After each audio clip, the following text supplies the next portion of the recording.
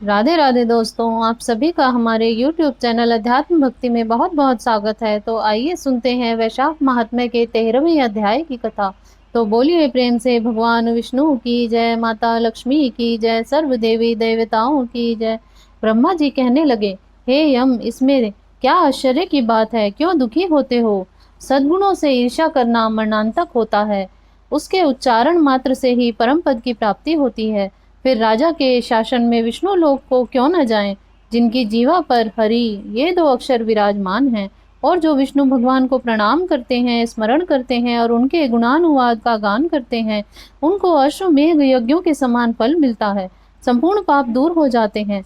भगवान प्रसन्न होने से विष्णु लोक प्राप्त कर सायुज्य प्राप्त करते हैं। यज्ञ करने वाले कुरुक्षेत्र या सरस्वती में स्नान करने वालों को तो फिर से जन्म लेना पड़ता है, परंतु वैशाख मास में जो माधव भगवान के धर्मों का पालन करता है, उन पर विष्णु भगवान प्रसन्न होकर सदा उनकी सहायता करते हैं। उस राजा का प्रभाव मेरे वश में नहीं है, क्योंकि वासुदेव भगवान के भक्तों का अशुभ कहीं नहीं होता। उनको जन्म मृत्यु जरा व्याधि आदि भय नहीं व्यापते। स्वामी के नियुक्त कार्य करने पर देहधारियों को कुछ अपराध नहीं होता।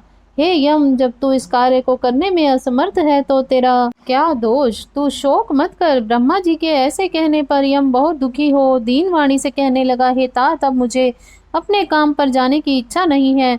इस महावीर्यवान राजा को जब मैं अपने धर्म से चलायमान कर दूंगा, तब कृत्य कृत्य हो जाऊंगा। हे कृपालु, अब मेरे इस कार्य को सिद्ध करा दीजिए, तब मैं फिर से शासन करूंगा। यह बात सुन ब्रह्मा जी यम से कहने लगे कि विष्णु, धर्मपरायण राजा का निग्रह तू नहीं कर सकता। फिर ब्रह्मा जी यम को साथ ले क्षीर सागर में विष्णु भगवान के पास गए और सांख्य योग द्वारा स्तुति करने लगे। तब विष्णु भगवान प्रकट हुए तो यम और ब्रह्मा ने प्रणाम किया। तत्पश्चात विष्णु भगवान के आने का कारण पूछा। ब्रह्मा जी बोले, हे श्रेष्ठ, आपके दास राजा के शासन में सब मनुष्य वैशाख धर्मों को करके विष्णु पद को प्राप्त करते चले जा रहे हैं। इसी कारण यमपुरी शून्य हो गई है। इससे अत्यंत दुखी होकर यह यम राजा से युद्ध करने के लिए गया और उसको मारने का दंड उठाया। तब आपके चक्र ने इसे परास्त कर दिया और यह दुखी हो मेरे पास आ गया। आपके महात्मा भक्तों को दंड देने का सामर्थ्य नहीं रखते हैं, अतएव हे महाविभो, हम आपकी शरण में आए हैं। इसलिए हे प्रभु, उस राजा को दंड देकर आप अपने यम की रक्षा करिए। ब्रह्मा के ये वाक्य सुनकर विष्णु भगवान हंसे और ब्रह्मा जी से और यम जी से बोले, मैं लक्ष्मी तथा प्राण और देह, श्री वस्त्र, कौस्तुभ मणि तथा वैजंती माला, श्वेत द्वीप, बैकुंठ, क्षीर सागर, शेष और गरुड़ का त्याग कर सकता हूँ, परंतु ऐसे भक्तों को कदापि त्याग नहीं कर सकता जिन्होंने मेरे लिए संपूर्ण भोग त्याग दिए हैं, प्राण छोड़ दिए हैं, मुझ में ही अपनी आत्मा को लगा दिया है।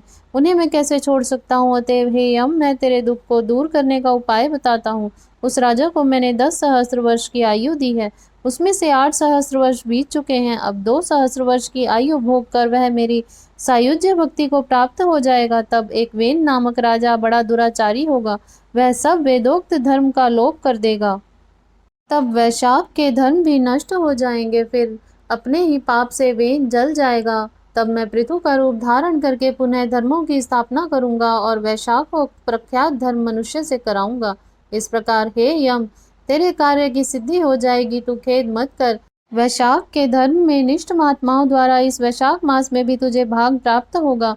राजा से भी तेरा भाग मिलेगा। तू खेद को छोड़कर पराक्रम प्राप्त होने योग्य बन। जो मनुष्य पृथ्वी में तेरे उद्देश्य से प्रतिदिन स्नान, अर्घ्य, जल, कुंभ, दही, अन्न आदि का दान न करेंगे, तो उनके किए हुए सब कर्म निष्फल हो जाएंगे। अतएव तू उस राजा के ऊपर क्रोध का त्याग कर दे। वह राजा तेरा भाग देगा, क्योंकि वह मेरा अत्यंत भक्त है। और जो कोई प्राणी तेरा भाग देकर वैशाख धर्मों में प्रवृत्त हो, उनके धर्म को तू विघ्न मत करना। जो धर्म के पालन करता है, तुम्हें छोड़ केवल मेरा ही भजन करे, उनको तुम मेरी आज्ञा से अवश्य दंड देना। उस राजा ने तुम्हें भाग दिलाने के लिए मैं अभी सुनंद को भेजता हूँ, वह वहां जाकर तुम्हें भाग दिलवाएगा। तब भगवान ने यम के सामने ही राजा को समझाने के लिए सुनंद को भेज दिया, जो राजा को समझाकर पुनः भगवान के पास आ गया। ऐसा यम को आश्वासन देकर विष्णु भगवान वहीं अंतर ध्यान हो गए तथा ब्रह्मा भी यम को समझा बुझा कर आज्ञा दे चले गए। यम भी कुछ प्रसन्न हो अपनी पुरी को चला गया। फिर सुनंद की आज्ञा पर राजा ने अपने राज्य में सारी प्रजा को प्रतिदिन यम का निमित्त स्नान, अर्घ्य आदि करने की तथा वैशाख के धर्मों में यम का भाग देने की सूचना करा दी। कि अगर जो कोई धर्मराज का भाग नहीं देगा उसके वैशाख में दिए कर्मों को यमराज स्वयं ले लेंगे। वैशाख की पूर्णमासी के दिन पहले धर्मराज के लिए जल का घड़ा, दही तथा अन्न दान करना चाहिए। फिर पितृश्वरों के निमित्त, गुरु के निमित्त, पीछे जनार्दन मधुसूदन भगवान के निमित्त उनकी प्रतिमा बनवाकर धर्म को चलाने वाले गरीब ब्राह्मण को शीतल जल, दही, अन्न, तांबुल, दक्षिणा और फल कांसे के पात्र में रखकर अर्पण करने चाहिए। और राजा स्वयं भी ऐसा ही करने लगा। तत्पश्चात राजा अपनी शेष आयु को पूरी कर यथेष्ट भोग पुत्र पौत्रादि समेत बैकुंठ को चला गया।